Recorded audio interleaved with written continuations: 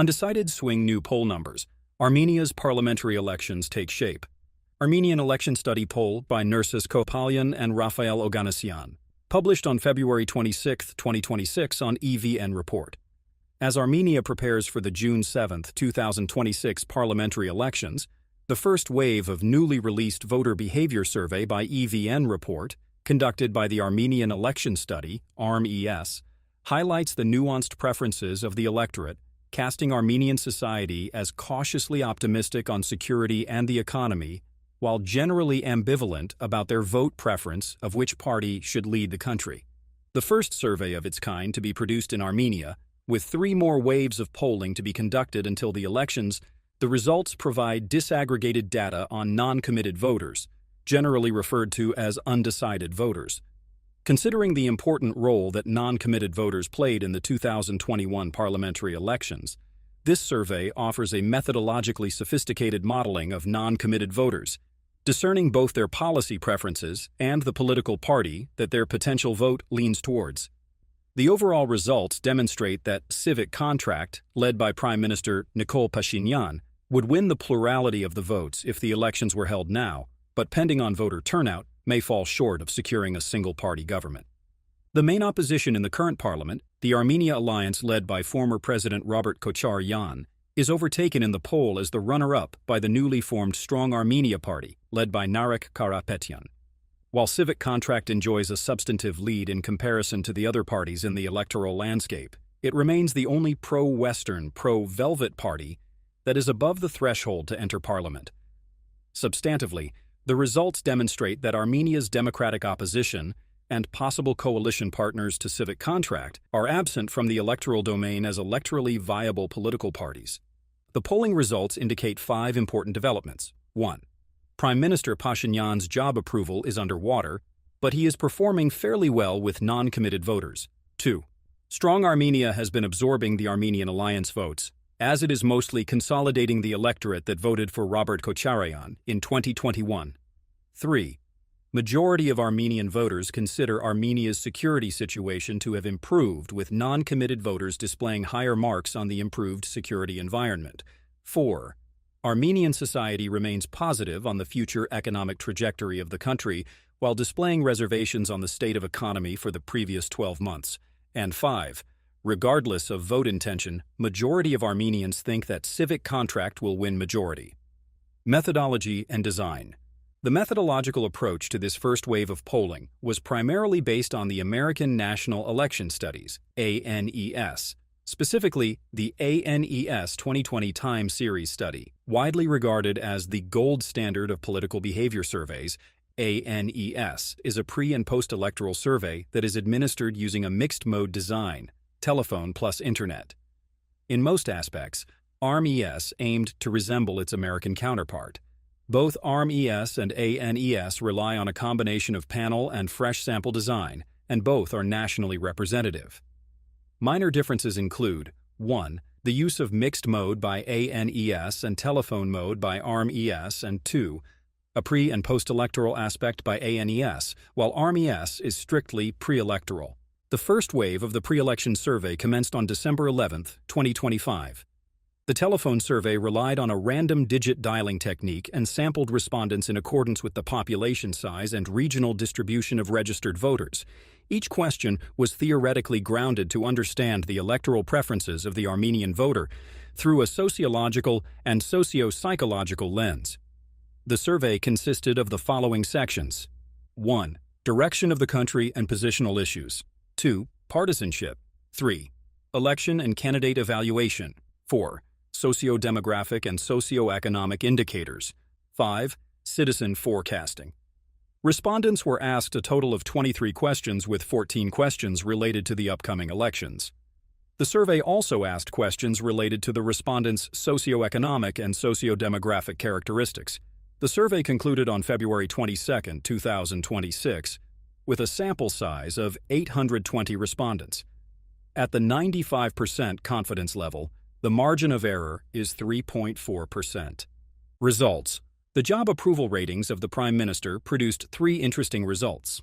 First, the strong disapproval stands at 32%, which is exponentially higher than the somewhat disapprove preference at 13%, indicating that a third of the public has consolidated against the Prime Minister. Second, the collective approval rating stands at 36%, commensurate with findings in previous studies that demonstrate the Prime Minister's consistent base of support to be precisely in the 35% range. And third, the non-committed, or so-called undecided voters, break even on the Prime Minister's job performance, with a slight edge of 35.4% approving and 33.5% not approving. The 30% of the non-committed voters that make up the refuse to answer and don't know categories are indicative of low-propensity voters, where the probability is quite high that such voters will not turn out to vote on Election Day. The survey asked 2 questions specific to the national economy, one retrospective and one prospective.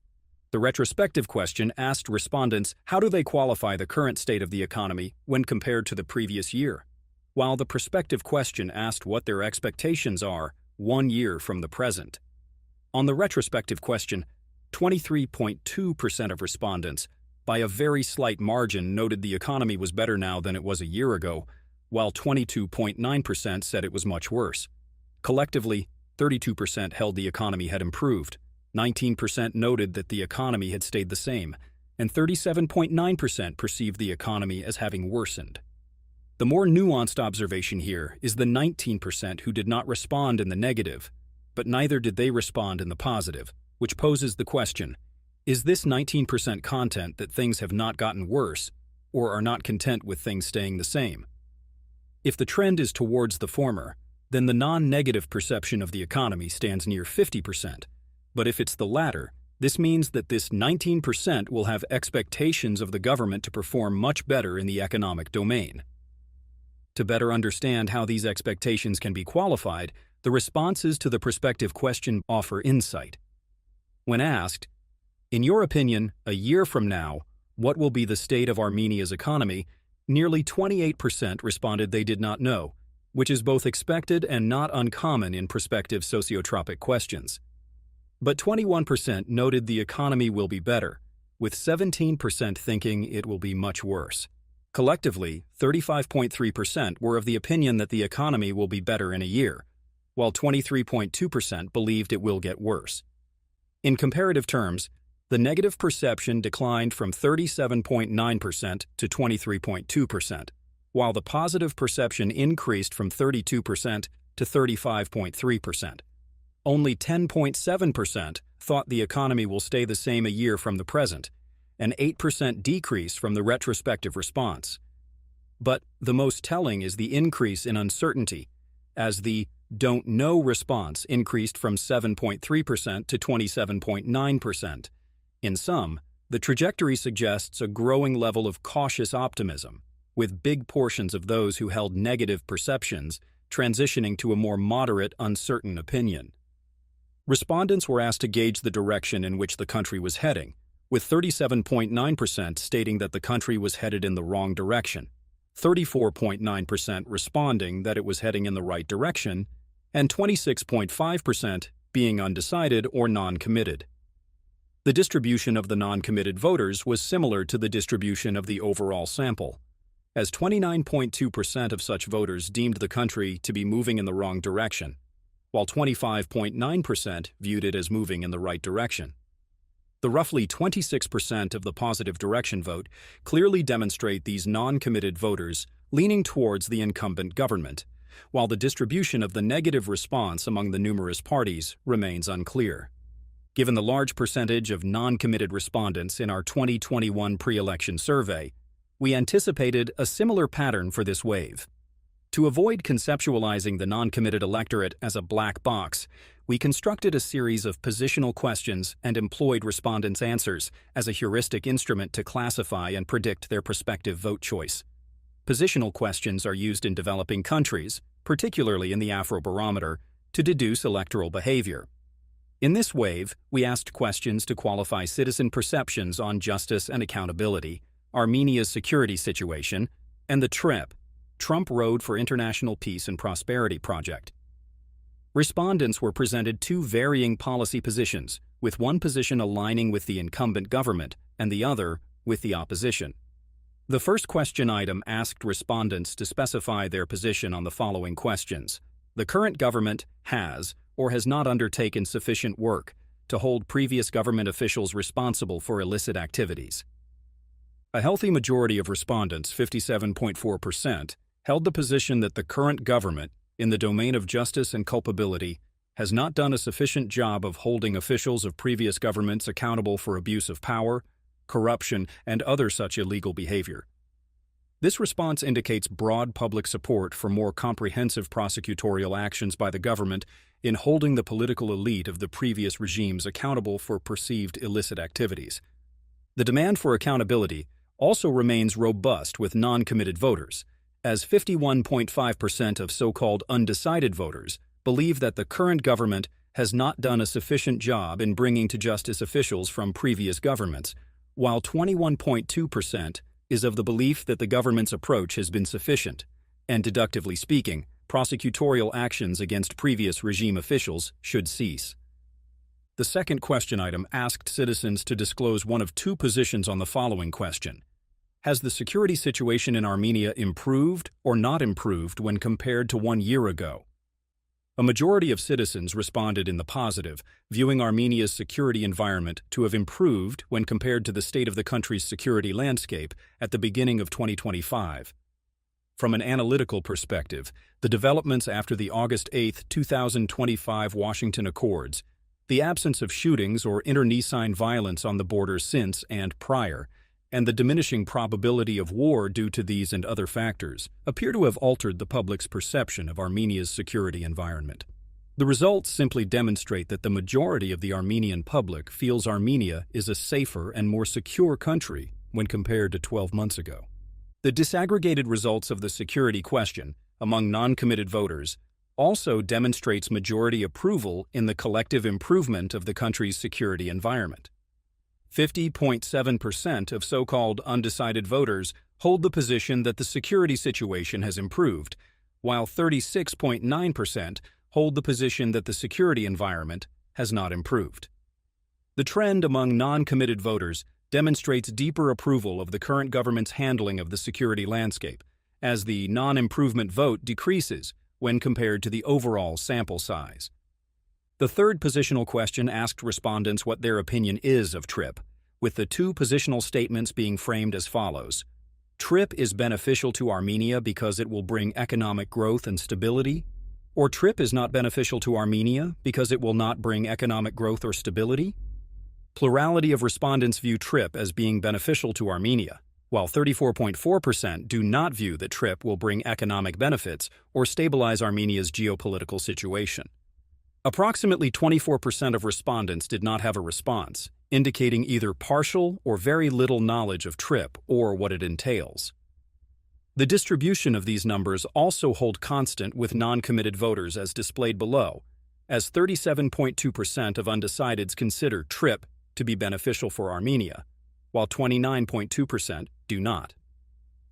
Among the non-committed voters, the number of respondents not having a response is at 33.6%, higher than the general population sample, indicating again absence of sufficient knowledge or information.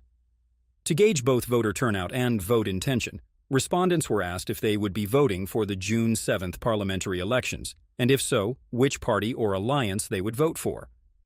Approximately 82% of respondents noted their intention to vote in the upcoming elections, which means that the produced results are modeled off of the premise of an 82% voter turnout. This is consistent with a plethora of voting behavior scholarship analyzing the turnout gap that exists between self-reported turnout in surveys and actual turnout data. As such, respondents' intent in voting and actual voter turnout usually differ by a margin of 10% to 30%. The 2024 U.S. presidential election, for example, had a turnout at 65%, while intended voters in most of the polls were in the 80% range.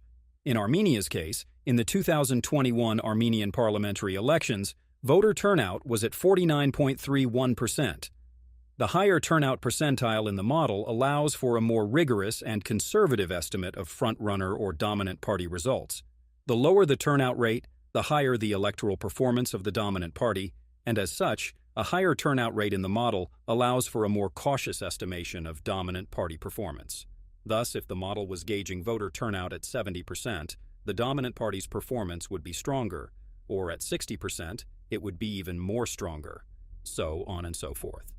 With respect to vote intention, initial results, without including the directional leaning of non-committed voters, suggests plurality dominance by civic contract at 26.1%, yet exceedingly short of a majority, while strong Armenia comes second with 11.9%. Prosperous Armenia Party, PAP, ranks third with 6%, while the remaining parties, including the current opposition, Armenia Alliance, do not pass the 4% threshold of entering parliament. In the domain of electoral competition, none of the parties representing the pro-West factions, such as the Republic Party, for example, meet the threshold.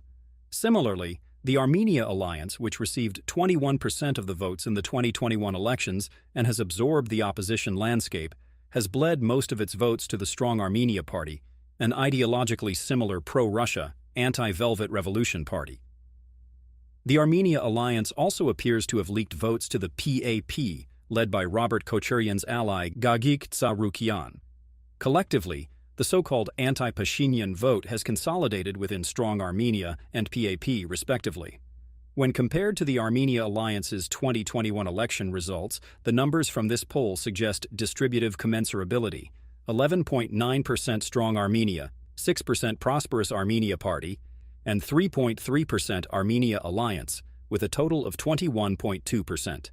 Armenia Alliance received precisely 21.11% in 2021, clearly indicating how the distribution of its votes has been absorbed by Strong Armenia and PAP.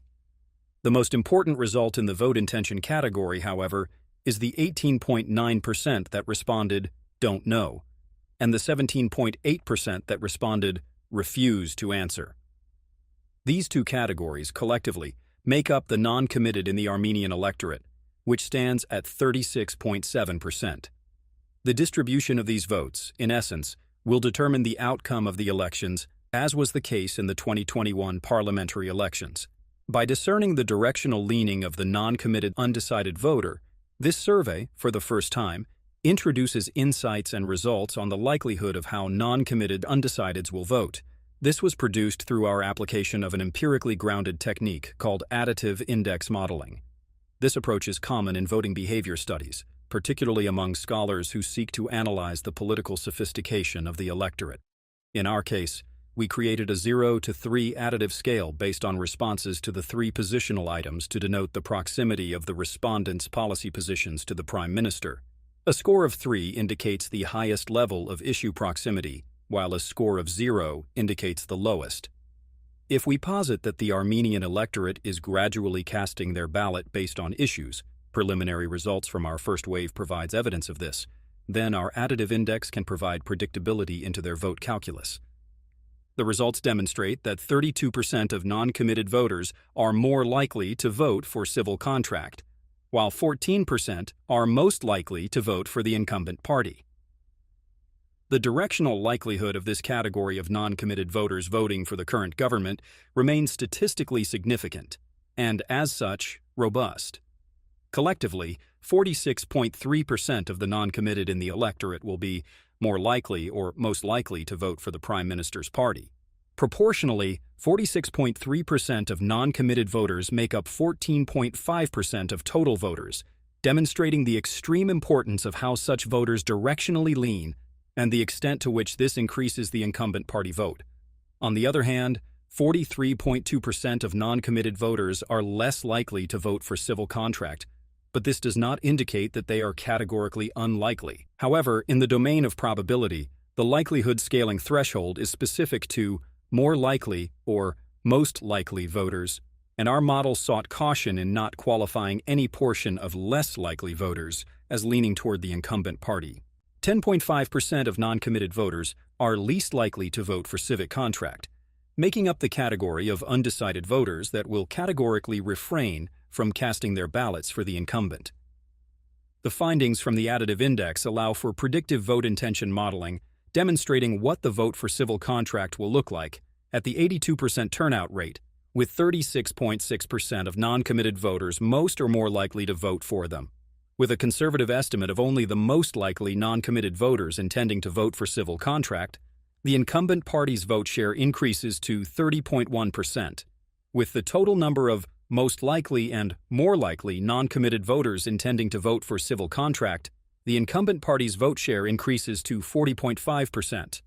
Thus, statistically speaking, civil contract currently has a vote share of 40.5%, meaning if the elections were held now and 82% of registered voters turned out to vote, they will approximately receive 40.5% of the vote. If the voter turnout is lower, the vote share of civil contract will proportionally increase. The first wave of the Armenian Election Study also introduces a fairly new concept to the audience of Armenian voting behavior: citizen forecasting. Broadly defined, citizen forecasting is an approach of asking the public on who they believe will win an upcoming election. A burgeoning approach in the election forecasting research agenda, this model forgoes the debates of which forecasting model is most accurate, and instead relies on a parsimonious approach of aggregating public responses to the question of who will be victorious. Interestingly, citizen forecasts have been quite accurate in predicting electoral outcomes in the United States. Our citizen forecasting question produces a surprising result. Despite being well below the majority support threshold, when asked who would win the 2026 parliamentary election, a clear majority of respondents indicated that civil contract would secure the majority of seats and thus forego the process of forming a coalition government. Only 8% of respondents disclosed the belief that civil contract would fall short of a single-party majority. On the other hand, approximately 15% posit a majority victory by any one of the opposition parties of blocs. In all, this citizen forecast presents a challenge to the incumbent party. If a significant number of civil contract supporters expect a majority victory, then this assumption may influence their decision to turn out on June 7th. What are we to make of these results? First, it is important to note the limitation.